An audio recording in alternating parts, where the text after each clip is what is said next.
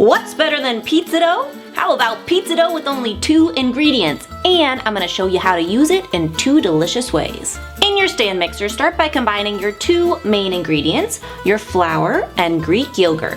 If you use a self-rising flour, that is literally all you'll need. But since I wanted to make a whole wheat crust, I am using whole wheat flour, and I had to add a little bit of baking powder and salt. Let your stand mixer run on low for a few minutes until a dough starts to form. You can absolutely do this without a stand mixer. A hand mixer with a dough hook attachment, or even your hands will work just fine. But if you do use your hands, you're gonna have to knead it for about 5 to 10 minutes.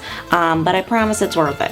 Next, flour your workspace to turn out your dough. Flatten it out, fold it in, and repeat. You're gonna wanna do this about 5 times. Flip it and you'll find a nice dough ball. It's time to roll it out into the pizza crust. Use a rolling pin to flatten out your dough into your pizza crust.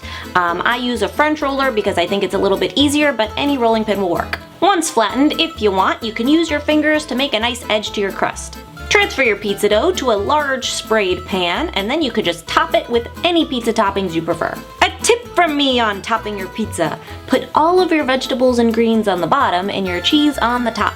Not only will the cheese help to hold your other ingredients, but it's also gonna cover up some of those veggies. I totally fooled Christian. Bake in an oven preheated to 450 degrees Fahrenheit for about 10 to 12 minutes. Remove and allow to cool slightly before slicing and devouring. Now that's pretty cool, right? An easy peasy 2-ingredient pizza crust?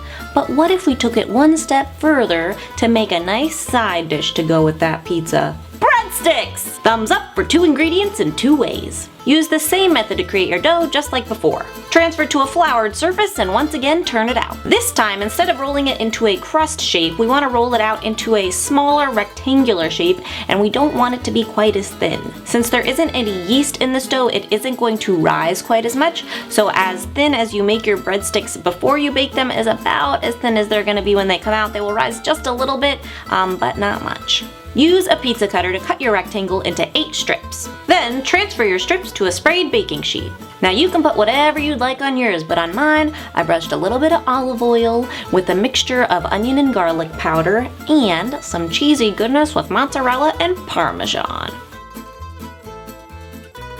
Again, bake in an oven preheated to 450 degrees Fahrenheit for 10 to 12 minutes, and of course allow to cool just a little bit before devouring. And there you have it, my delicious, healthy 2-ingredient pizza dough. Comment below and let me know if you're gonna try this out, and tell me what your toppings are gonna be. There is a PDF download available in the description box below with this recipe, so you can print it out or save it for later. And of course, this recipe is also available on mindovermunch.com along with a lot of other easy recipes, so you should check it out. I hope you guys have an awesome weekend. I will see you on Monday with a brand new recipe. And remember, it's all a matter of mind over munch.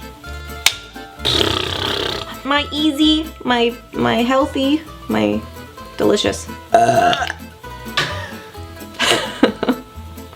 There is a PDF description available.